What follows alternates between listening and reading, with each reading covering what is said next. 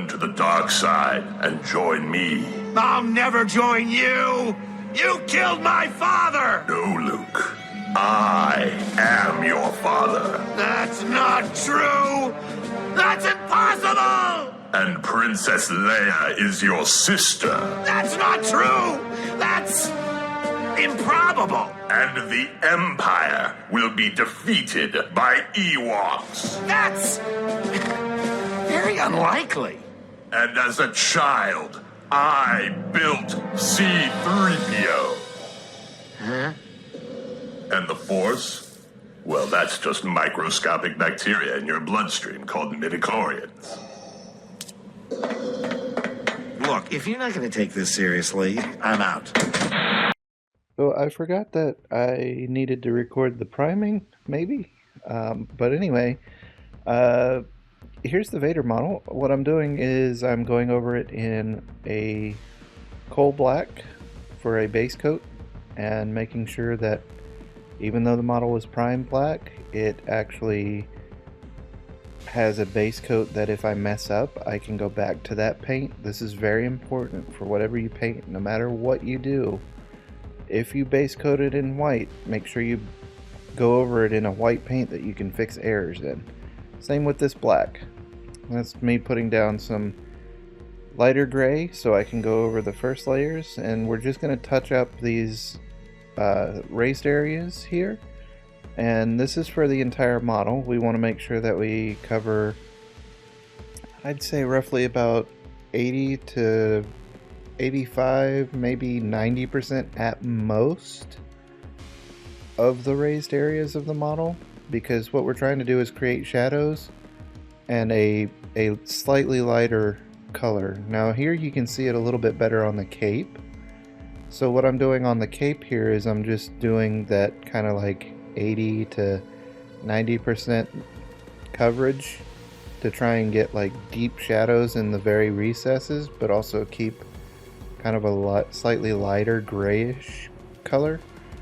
And all these colors I'll list down in the description, along with their various brand that you can follow as well. Like for example, if you have Citadel, I'll tell you what the Citadel equivalent is. Same with ArmyPainter and all of those. And right here on the helmet, if you notice what I'm doing, I'm actually following the light that I see on the helmet. So the light that I have is pretty much directly above the model, maybe slightly offset a little bit, because I have a light that has the little arms that you can rotate and kind of figure out where the light is coming from. I prefer to do like a square above my model, so that way I can see where the light hits the model. And as you can see, I'm following that on the helmet, and this is the result after that lighter gray paint is put on. You can see all the darker shadows, you can see all the slightly lighter changes in the light that I was following. Here I'm using kind of a neutral whitish gray, and I'm mixing it with the original darker gray to kind of get sort of a gradient gray going here, where like it's lighter to the point where I put it on maybe, I don't know, I would say maybe 25% ish of the raised areas on the model. And again, you can see here I'm using that light coming from above as the main source of what is going to be highlighted here.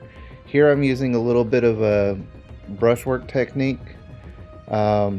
It's not really stippling, it's kind of just like quick little lines to add definition to the cloak and to the shoulder pad area where the cloak is kind of draping up and over it.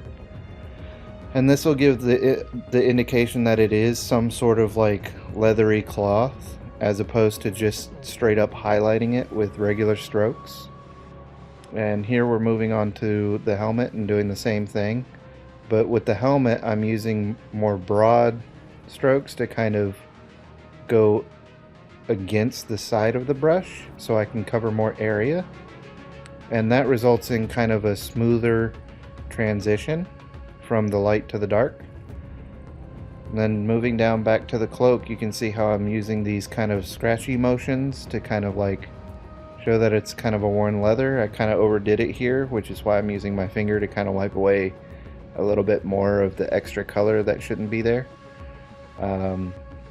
Sometimes you'll have to do that, where you just kind of wipe away whatever you messed up on. What'll help you in that is kind of knowing how thin your paints are and how much your paint is going to cover the model, and I can go over that in other videos, but right now I'm just kind of showing you how to paint this specific Darth Vader model. Now we're moving on to the silver parts, and for that I'm just using a straight silver paint. Of course, feel free to say what you want to say about the silver parts on his armor, but there are multiple different versions of Darth Vader. Some of them with a shinier silver in these portions, some of them with a darker, like more gunmetal color. I went with the silver version because I wanted that contrast between the very dark black of his outfit and this bright silver. And as you can see, I'm going over his little data pad chest piece here, along with his belt buckle. And I'll also do the lightsaber, but I forgot to record that, so I think I only did the chain on the recording. But make sure you cover his lightsaber as well. With this silver, because of the way that it kind of works on the model, I don't really have to do much else to it. I don't have to add shade, I don't have to change anything. It's because in my mind it's a very shiny silver already.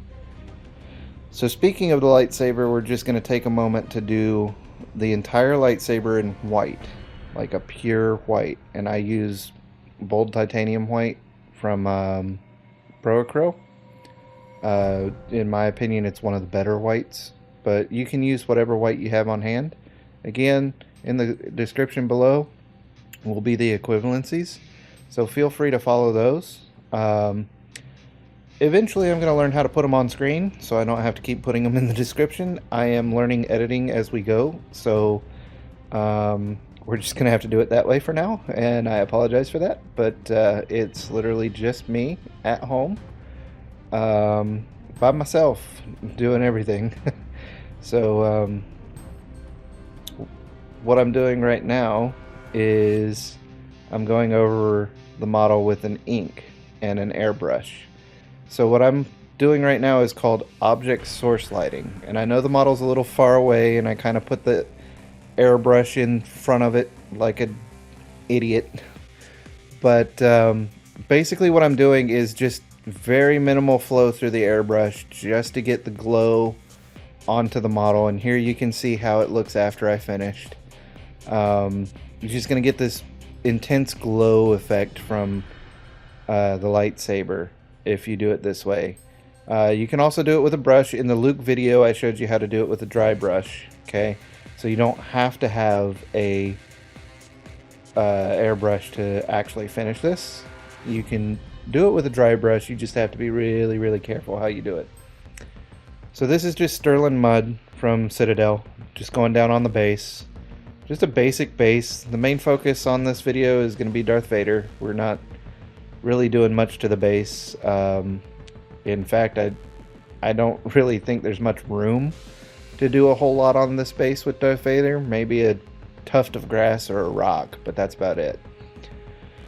So here what I'm doing is I'm acknowledging that some of the light on the object source lighting is going to be more intense on these raised sections. So essentially what I'm doing is I'm re-highlighting some of these areas that the red glow of the lightsaber would hit. And you want to be very specific in this step. You want to think about how the light of the lightsaber would be hitting the armor and the cloth and everything of his uniform. So that way you can kind of get a brighter glow on certain sections that may be a little bit closer to the lightsaber or may pick up a little bit more light. And at this point, you may also be wondering, well, why did you do the ground afterwards? Because I messed up, everybody. Everybody messes up. Everybody does things out of order sometimes, and this is my time. Anyway, I'll get back to that later because I do actually go back with an airbrush. You'll see. Right now, we're just finishing up all of the extra bright lighting that I want to be on the model, that all that red glow is going to catch, and it's going to look really good. You kind of saw the effect of it at the beginning of the video where I used the UV spotlight to show how much it can glow, but we'll get back to that in a minute. Here I'm going to use like drab brown, some lighter browns, and I'm going to kind of mix them up and kind of use a little bit of each different brown. So I use the brown that best matches the base coat and mix it with a little bit of lighter brown right here, and then I kind of dab it into place, almost like he's standing in like a kind of swampy, muddy. Think kind of like if Luke ran into him on Dagobah, like he did, like in that little cave that's like really muddy surface on the ground and whatever. It's kind of what we're going for here. So you'll see me go in with these slightly lighter browns to kind of give the ground a little bit of a different texture and look. So it's not all just like, ooh, brown mud, you know? Because brown mud could be any form of brown. It could even be black mud. But because the model's black, I didn't want to make it black mud. So here you see me mixing a little bit more just to kind of get a little bit better idea of how I want this mud to look and kind of the consistency I wanted. I'm thinning this way down. Like I'm making it very thin, and you can see I've got rid of a lot of the excess color on the brush, and I'm just kind of lightly going over the raised areas to give kind of a pseudo highlight, so to speak, and just give it this kind of variation in texture and color. The Sterling Mud does a lot of heavy lifting in terms of what I did for this base, but you know, it can always be better, and you can always like sass it up a little bit and make it look nicer, however you want to do your Darth Vader. Here you can see I'm doing the object source lighting again on the ground because, like I said, I forgot to do it first, and that's how I fixed my mess up.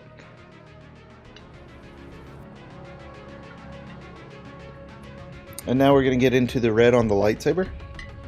So what we're doing here is very simple.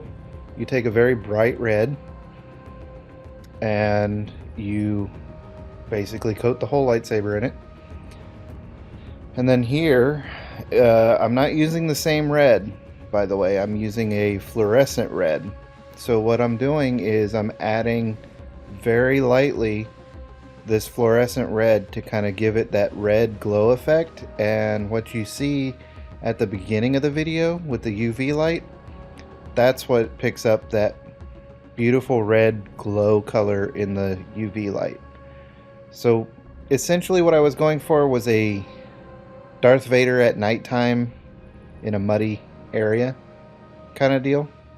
And here what I'm doing is I'm going in with a little bit of the red mixed with a little bit of fluorescent red, so I can get kind of like the pinpoint highlights, very similar to what I did with the object source lighting earlier with the white, the pure white.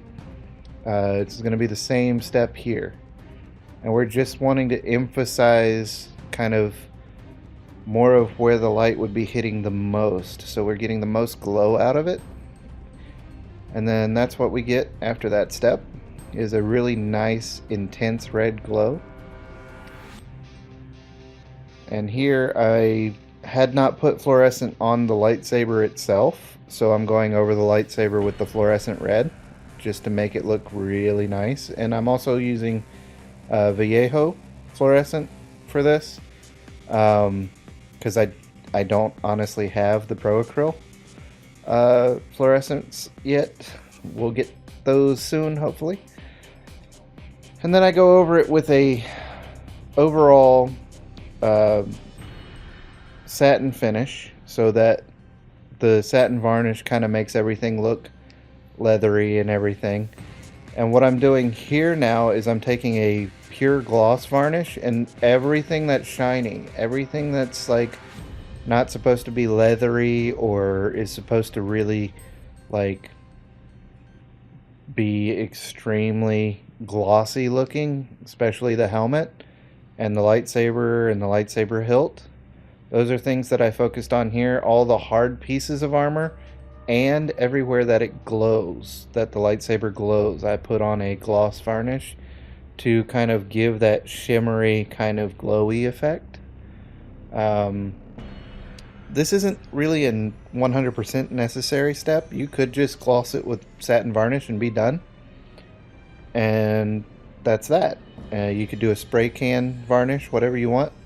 But this is the overall look that I got when I finished with the satin varnish and then going over everything with the gloss varnish where I needed to. And I think it looks pretty good. I think this Vader turned out really nice. There may be a few things that if I do another Vader model that I would change or try to do differently. But for now, on this specific model, we're just going to do the base with a satin black. That way it's semi-shiny. And we're pretty much finished with Darth Vader. And that's how I went ahead and made Darth Vader glow like he did in the very beginning of the video. Put me down! Father! That was pretty wizard, wasn't it, son? What? I'm bringing it back! Hope you guys enjoyed the video, and thanks for watching.